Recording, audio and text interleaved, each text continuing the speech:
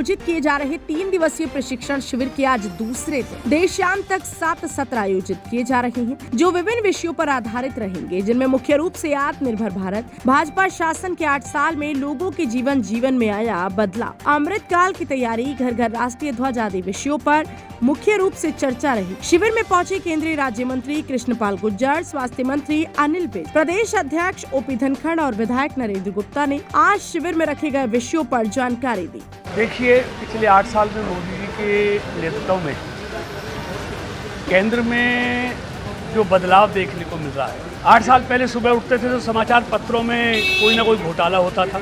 आज कोई समाचार पत्र में इस तरह की खबर सुनने को नहीं मिलती और हर क्षेत्र में गरीबों के जीवन में, किसानों के जीवन में, मजदूरों के जीवन में, महिलाओं के जीवन में, छात्रों के जीवन में, उद्योगपतियों के जीवन में, सैनिकों के जीवन में इतने बदलाव आए हैं। अब सिर्फ गरीबी हटाओ का नारा नहीं दिया जाता, गरीबों के लिए योजनाएं बनाकर उसका सैचुरेशन किया जाता है, 100% उसका इम्प्लीमेंटेशन। ये मोदी सरकार की जो संकल्प से सिद्धि है, 100% लाभार्थी को जो योजना बनी उसका लाभ मिले। कार्यकर्ताओं को अलग अलग विषयों पर अलग अलग नेता अलग अलग बात रख रहे हैं और यहाँ बात भी रखी जाती है और उसके बाद फिर प्रश्न पूछने के लिए भी समय दिया जाता है। जो कार्यकर्ताओं की शंकाएं होती हैं उनका उसमें उत्तर दिया जाता है, उनको क्लियर किया जाता है। मुख्य रूप से ये जो शिविर है, यहाँ पर जो पार्टी की रीति नीति है उसके बारे में बताया जाता है। देखिए, सुबह का सत्र नेतृत्व विकास, कार्यकर्ता विकास पर था।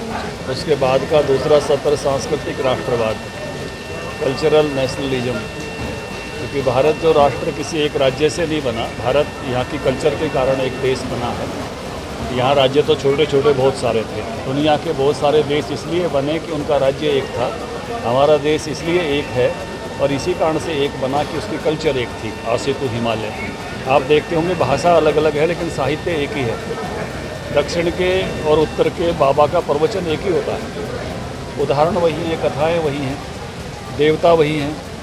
तो इसलिए कल्चरल नेशनलिज्म इस देश का आधार है और वही हमारे भी काम करने का आधार है। देखिए, जब भी कोई प्रशिक्षण शिविर होता है तो बहुत कुछ सीखने को मौका मिलता है। निश्चित ही आज के जो दोनों सत्र थे बहुत ही अच्छे वक्ता थे। पहला सत्र हमारे जो प्रदेश अध्यक्ष हैं ओम प्रकाश धनखड़ जी ने लिया था।